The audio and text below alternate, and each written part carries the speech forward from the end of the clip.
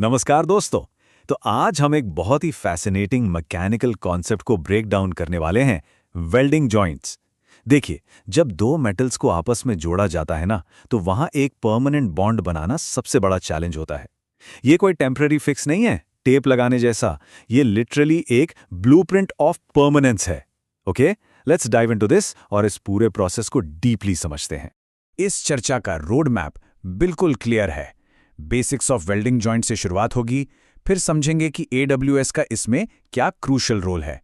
उसके बाद we look at butt joints, lap और जॉगल जॉइंट्स, और आखिर में टी, कॉर्नर और एज जॉइंट्स का डीप एनालिसिस करेंगे।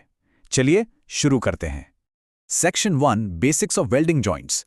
तो सबसे पहले यही क्लियर कर लेते हैं कि आखिर मेटल फैब्रिकेशन में इतने स्ट्रॉन्ग, अनब्रेकेबल और परमानेंट सॉल्यूशंस की जरूरत पड़ती क्यों है। इस कॉन्सेप्ट को ध्यान से समझना बहुत जरूरी है। वेल्डिंग जॉइंट बेसिकली एक परमानेंट जॉइनिंग प्रोसेस है।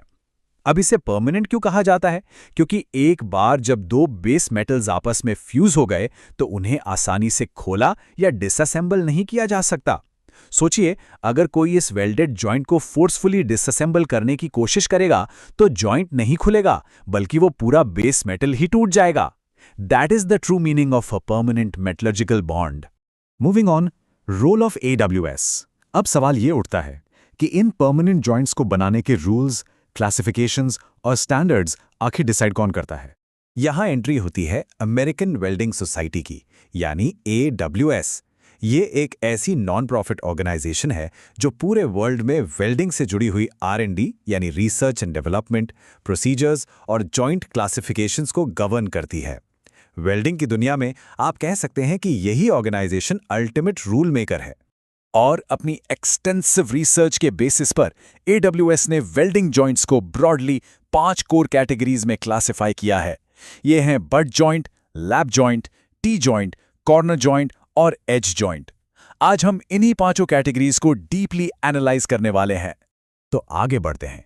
All about but joints. चलिए सबसे कॉम्प्लेक्स और स्ट्रक्चरल पॉइंट ऑफ व्यू से सबसे रोबस्ट कैटेगरी से शुरू करते हैं। बट जॉइंट का फंडामेंटल कॉन्सेप्ट एक्चुअली बहुत ही स्ट्रेट फॉरवर्ड है, पर हाईली इफेक्टिव। जब दो मेटल पीसेस को एग्जैक्ट सेम प्लेन में बिल्कुल साइड बाय साइड रखकर फ्यूज किया जाता है तो उसे बट जॉइंट कहते हैं। इस स्पेसिफिक ज्योमेट्री की वजह से जो स्ट्रक्चरल स्ट्रेंथ मिलती है ना, वो एब्सोल्युटली सुपीरियर होती है। लेकिन एक स्ट्रॉन्ग बट जॉइंट बनाना इतना आसान नहीं है। इससे पहले एक बहुत ही क्रूशियल स्टेप इन्वॉल्व होता है, जिसे एज प्रिपरेशन कहते हैं। ये स्टेप्स बिल्कुल ध्यान से सुनिए। वेल्डिंग परफॉर्म करने से पहले बेस मेटल के एजेस को केयरफुली चेक करना पड़ता है। अगर वहां थोड़ी सी भी इम्प्योरिटीज, रस्ट या ऑक्साइड्स मौजूद हैं तो उन्हें पूरी तरह क्लीन करके हटाना होता है। इस थरो एज प्रिपरेशन के बाद ही एक्चुअल वेल्ड परफॉर्म किया जाता है, ताकि फाइनल जॉइंट एकदम फ्लॉलेस हो। अब ये पैरामीटर्स बहुत ही इंटरेस्टिंग है। बेस मेटल की थिकनेस कंप्लीटली डिक्टेट करती है कि जॉइंट की ज्योमेट्री मैथमेटिकली कैसी होगी। अगर शीट सिर्फ 1 से 5 मिलीमीटर थिक है तो किसी स्पेशल ग्रूव की जरूरत नहीं है, बस एक प्लेन स्क्वायर बट जॉइंट काफी है। पर अगर थिकनेस 5 से 15 मिलीमीटर के बीच है तो हमें एक वी ग्रूव प्रिपेयर करना पड़ता है। और अगर मटेरियल 15 मिलीमीटर से भी ज्यादा थिक हो जाए तो वहां यू ग्रूव शेप बनानी पड़ती है, चाहे वो सिंगल हो या डबल। ये प्योर इंजीनियरिंग परफेक्शन है। और इस सुपर स्ट्रॉन्ग डिजाइन का रियल वर्ल्ड एप्लीकेशन कहां होता है? बट जॉइंट्स का primary use high pressure oil and gas piping और फ्लूइड कन्वेयर्स में किया जाता है।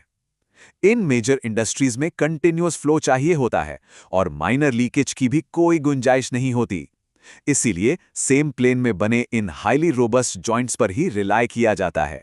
बट जॉइंट्स के इस पावरफुल कॉन्सेप्ट को समझने के बाद let's shift to our next section, lap and joggle joints.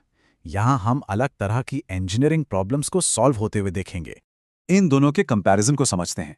Butt joint में हमने देखा कि मेटल सेम प्लेन और इक्वल थिकनेस के होते हैं जो मैक्सिमम स्ट्रेंथ डिलीवर करते हैं।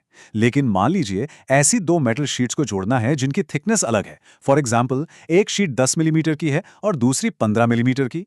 ऐसे में उन्हें आपस में ओवरलैप करके जोड़ना पड़ता है। इसे लैप जॉइंट कहते हैं। हालांकि इसकी स्ट्रेंथ बट जॉइंट के कंपैरिजन में थोड़ी कम होती है, पर जहां डिफरिंग मटेरियल थिकनेसेस का बड़ा चैलेंज आता है, वहां लैप जॉइंट एक हाईली रिलायबल और प्रैक्टिकल सोल्यूशन बन जाता है। अब इस क्लेवर इंजीनियरिंग वर्कअराउंड को सुनिए। अगर डिफरेंट थिकनेस की शीट्स को ओवरलैप भी करना है और साथ ही ये भी रिक्वायरमेंट है कि फाइनल स्ट्रक्चर एक सिंगल कंटिन्यूअस फ्लश प्लेन में रहे, तो वहां जॉगल जॉइंट का यूज किया जाता है। इसमें क्या करते हैं कि एक शीट को स्पेसिफिकली मैकेनिकली बेंड किया जाता है, यानी जॉगल किया जाता है, ताकि वो दूसरी शीट के ठीक नीचे स्मूथली ओवरलैप हो सके। इस ब्रिलियंट टेक्निक से थिकनेस का डिफरेंस भी हैंडल हो जाता है और सरफेस भी एकदम फ्लैट मिलती है। चलिए अब फाइनल सेक्शन की तरफ बढ़ते हैं, T, corner and edge joints. यहां हम हाईली इंट्यूटिव और एंगुलर जॉइंट कॉन्फ़िगरेशंस को जल्दी से कवर करेंगे। जैसा कि नाम से ही बिल्कुल साफ है, जब एक प्लेट को किसी दूसरी बेस प्लेट के सेंटर में एग्जैक्टली परपेंडिकुलर यानी 90 डिग्री एंगल पर प्लेस किया जाता है तो एक टी शेप फॉर्म होती है। पर यहाँ एक बहुत बड़ी टेक्निकल वार्निंग है जिसे इग्नोर नहीं किया जा सकता।